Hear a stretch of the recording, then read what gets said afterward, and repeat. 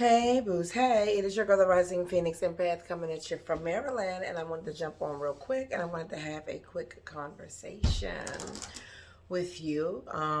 As you know, I have a special needs son. My son is 17 years of age.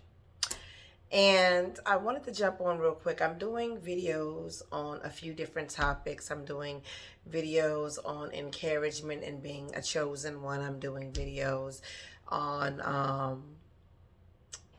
exceptionally different, which is for parents who have special needs children, and for anybody who may be watching who may have a special needs relative, just to give you some insight on some things. And I wanted to jump on real quick today. So this video is going in the category of exceptionally different, right?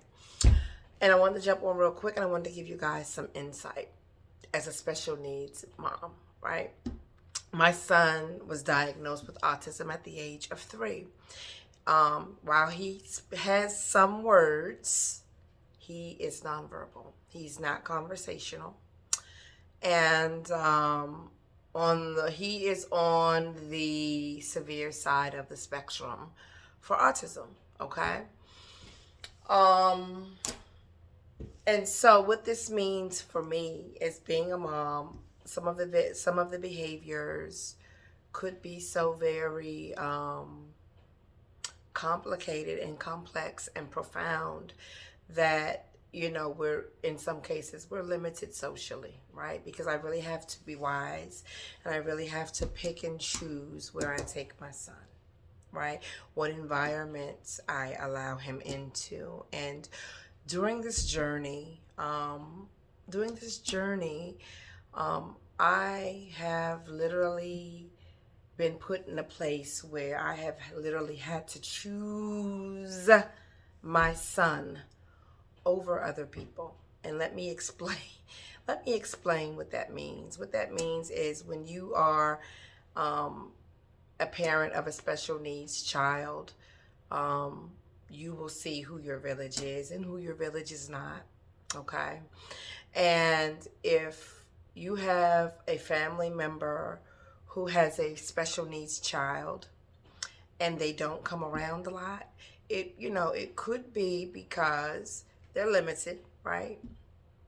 But I also want you to know, because we don't have problems with going into certain environments, because I know in those environments, my son is accepted and received and loved very much, right? I avoid environments that I feel don't embody those traits. If I know that my son is not received, accepted, and loved in that space, we don't go.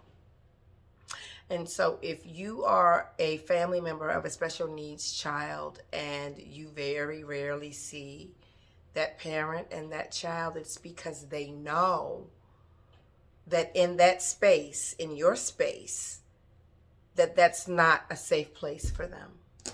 And so they opt out. And I want you to know just a few indicators of what alert us as parents to the fact that your child is not received. I am hyper sensitive when it comes to this topic, right? So I notice things. I notice, it takes, for number one, it does take a certain amount of energy, right?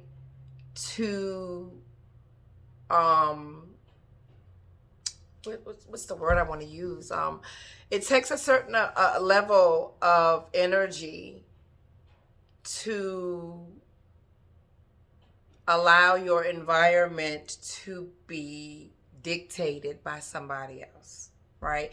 Because in this space, in this special needs space, we as a society have to understand that we have to accommodate them. They cannot meet us where we are, right?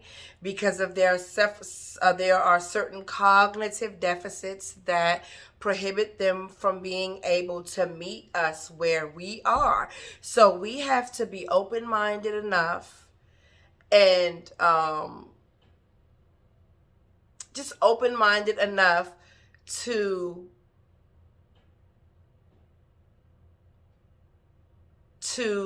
adapt to their environment. They can't adapt to our environment. Okay, so to expect a special needs child to come into an environment and adapt and act normal like everybody else so that it doesn't put you out of your way, right? To expect that is ridiculous. So we have to be a society of people who are compassionate and who are empathetic enough to understand that when these children, and even as they grow into adults, when these people come around, we have to adapt to their world.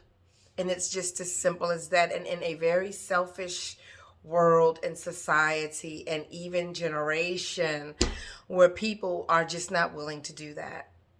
And so if I sense that on you, if I sense that lack of compassion, that lack of empathy and understanding, to understand that no, he's not going to sit down. He's just not. We have to adapt to him, right? And so, not just to him, to them as a community, we have to allow ourselves to be stretched to adapt to a community of people who really aren't given the appropriate attention by society, right? And so if I come into your space, if you are my family, and I have family members, I have friends, I have relatives that I just simply don't see, and it's not that I'm mad or anything like that, but I have simply sat back and watched and kind of understood the energy that you put out there, right? I sit back and I watch how you respond to my son. My son will walk up to you and just kiss you, and he'll want to touch you, and he'll, and sometimes he is aggressive, and sometimes it's like, okay, no, sit down, right? Because just because somebody has special needs doesn't mean they get a green light to hurt other people. That's not what I'm saying. But like the things as a parent, I've learned that I have to pick and choose my fights. And so what I'm saying, pick and choose my battles with him, right? Because some of it is just him, right? Because understand that the behaviors cannot be changed.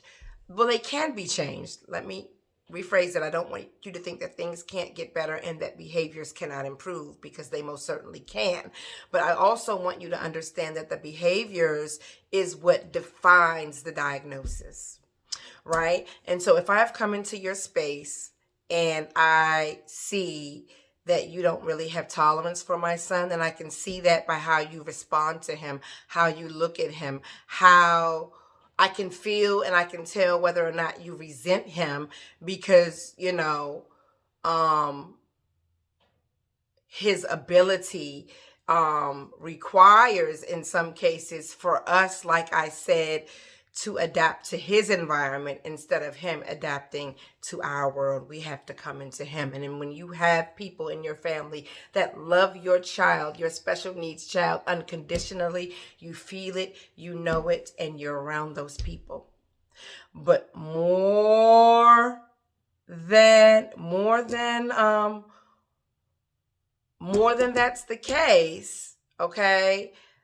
It has been my experience that people are just too busy to be, in their mind, inconvenienced, and they're just just their response to him lets me know that I would never subject my son to being around somebody who felt like it was an inconvenience when he was around. And so I simply opt out. And when you've said certain things, I think it's totally inappropriate to ever ask any parent of a special needs child if the child is retarded. They don't even use that terminology anymore. Okay? They use, in its place, they use, what's the daggone term? In the place of mental retardation, they use intellectual disability, right? They don't even say the word retarded anymore. And so I've had people ask me that about my son. Immediate cutoff. I'm going to be nice to you. I'm going to be cordial to you when I see you. Please understand that I will not be putting my son in a position to be around people who are this emotionally bankrupt that they would ask questions like that. Right? Certain things you don't say and certain things you don't do. And if you act like you resent the fact that you are inconvenienced, or if you act like he's getting on your nerves, or if you act, I sit back as a mother, we all, as parents, we sit back and we watch the interaction with the children, and all they really want is attention sometimes, to engage you in the way that they can. And if I ever see or feel the energy that you are resentful, that you have to be subject to his presence, you have put me in a position to make a decision. And I'm making this video to alert family to the fact that when you put parents in a position to choose, and also very blatant things also, this is important, to where you're receiving invites, and I have another daughter who's typical. She's 23 years old, and she is out. She doesn't live with me anymore. She pays her, she's living on her own, and I'm very proud of her. But I have family who act like she's my only child. And so when you do this, again, you put a parent in a position to choose their child over you. So if you call my daughter on her birthday and don't acknowledge my son in any way, right? I want you to understand that I have chosen him, and that I'll be respectful and nice to you, right?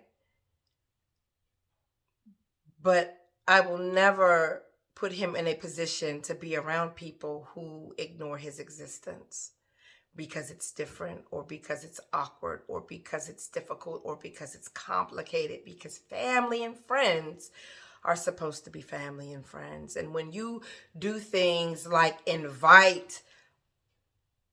have family gatherings, and then you tell me that no kids are allowed, but then I go, and that there are other kids that my son's age that are there, but you specifically asked me not to bring my son, you have put me in a position to choose my son over you. And I feel like cursing right now because it's a really hateful thing, And this is also a situation that really brings out the truth about a person's character. Because I'm going to tell you, people that go to church on Sundays and scream hallelujah, thank you, Jesus, every other phrase, really, their hearts don't line up with the jargon, right? Because the word of God says that it is how you treat the least of these.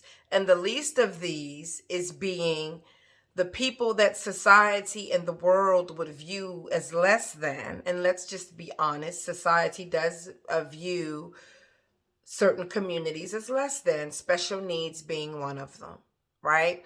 But it's how you treat these people that I will know who you are, right? So when you have gatherings and you don't invite my son and all the other kids are there, you put me in a position to say, fuck you. Excuse my French, and this is not going to be a channel where I do a bunch of vulgar cursing, right? But literally, you put me in a place to say, fuck you. I choose him. And I'll be respectful to you. But I'll never forget. And you will never be subject to his presence, which is a blessing, and to you and everybody else who gets to experience him. And you'll never be blessed with his presence, because I refuse.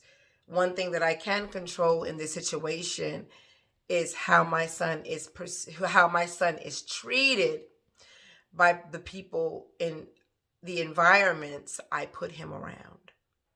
And so if you don't see a lot of me, if you don't, some of it is life is busy, because life is busy. I moved an hour out, so I don't want somebody to see this and say, oh, she's not coming around because she thinks we don't treat our son right. Now, some of it is life happens and we're busy and we just grow apart, okay?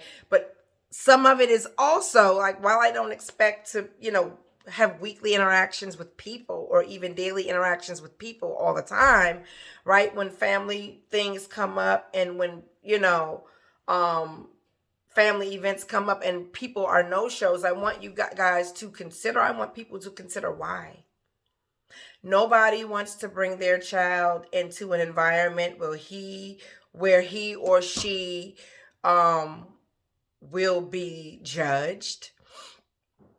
And you got to hear stuff and people make comments like, oh, if that was my son, I would have did this. And if that was my son, I would have did that. And what that implies is that I'm not doing a good job. When in reality, if you had the same circumstance and situation that I had, you wouldn't survive a week living in my shoes. So let's just thank God that you don't have my circumstance, right? And pray for me. Or come to me in love if you feel that I could do something better. But not by saying, if that was my son, I would have done this. And it's just a competitive spirit. Nobody wants to be around that, right?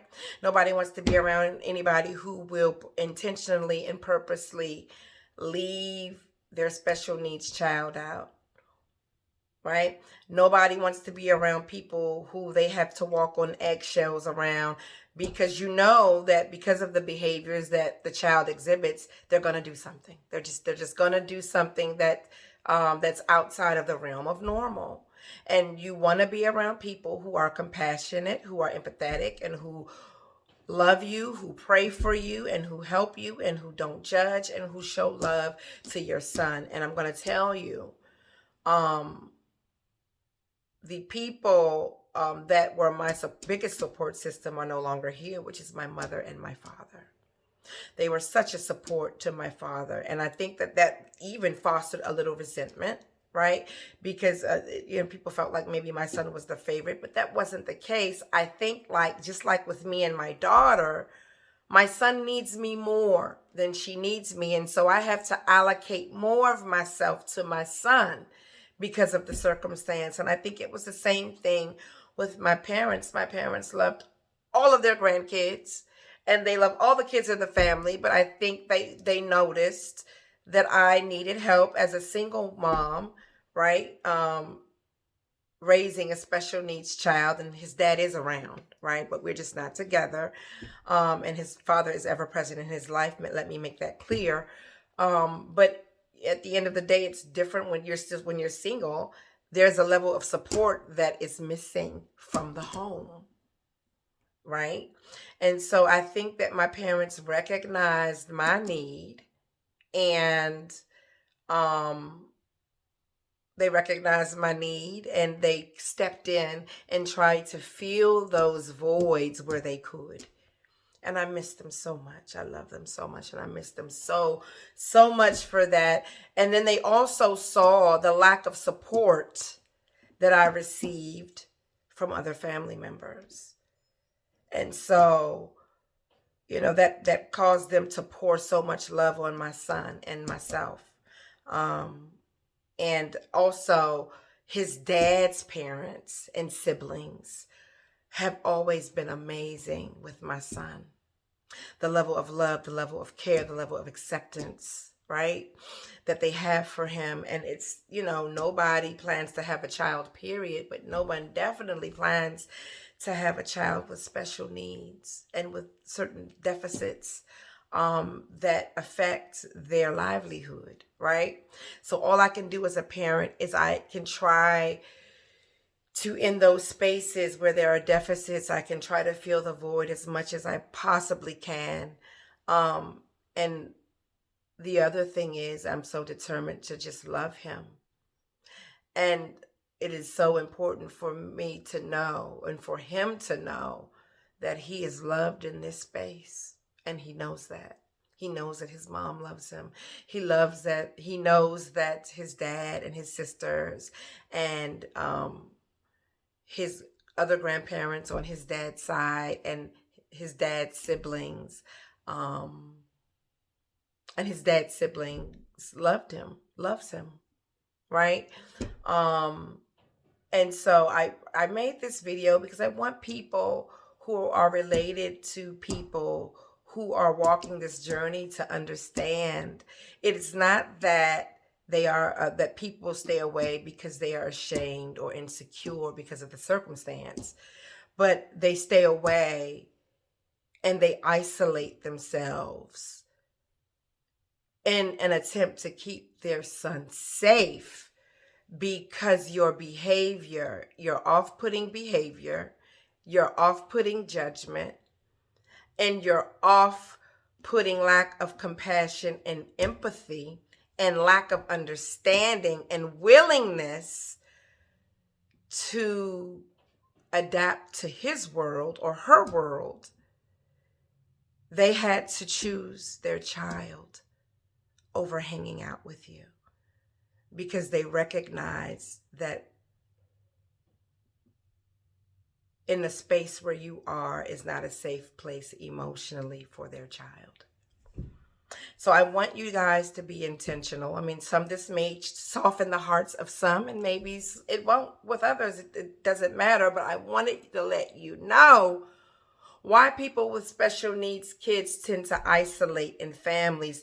Trust me, the people who accept and love my son unconditionally and who have taken the time out to know him and to get to know him and to understand him and his behaviors see us. We go where we are loved, appreciated, and wanted. And we stay away from spaces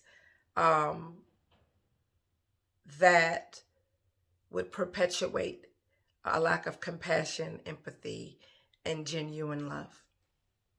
And so there you have it.